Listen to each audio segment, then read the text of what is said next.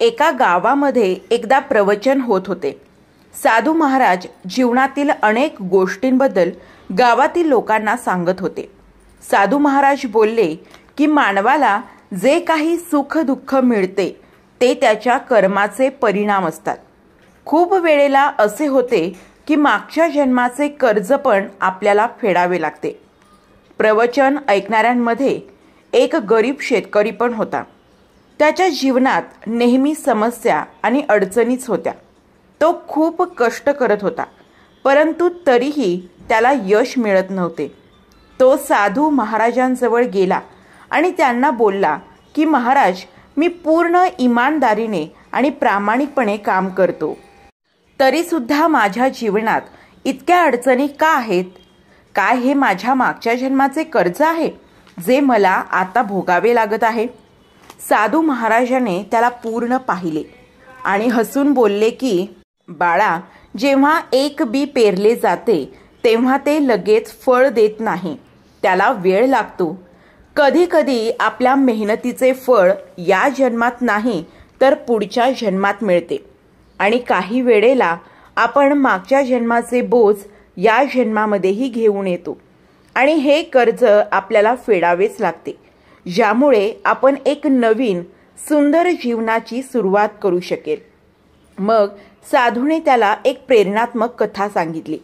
एक राजा होता जो खूप श्रीमंत आणि शक्तिवान होता, परंतु तो अहंकारी पण होता। त्याने खूप लोकांचा अपमान केला आणि त्यासोबतच त्यांच्यावर अन्याय पण केला। पुढच्या जन्मात तो एक गरीब शेतकरी म्हणून जन्माला आला आणि त्याला खूप संघर्षाचा सामना करायला लागला, परंतु त्याने प्रत्येक संकटाचा सामना धैर्य आणि धाडसाने केले आणि त्याला हे जाणवले की हे माझ्या मागच्या जन्माचे कर्माचे परिणाम आहेत। त्याने खूप मेहनत आणि प्रामाणिकपणे त्याचे जीवन तो जगला आणि शेवटी त्याला यश मिळाले।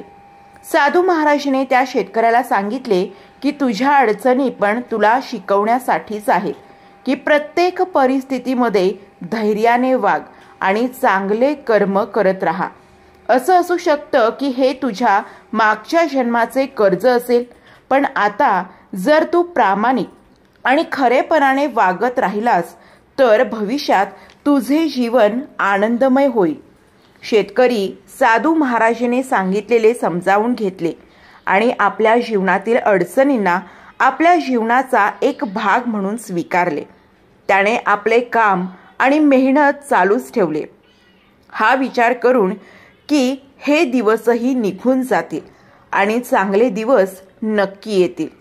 या कथेतून आपल्याला हे तात्पर्य मिळते की जीवनामध्ये येणाऱ्या अडचणी या नेहमी आपल्या मागच्या जन्मातील कर्माचा परिणाम असतात, परंतु जर आपण हिम्मत आणि प्रामाणिकपणाने काम करत राहिलो तर आपण आपल्या जीवनाला सुखी आणि आनंदी बनवू शकतो।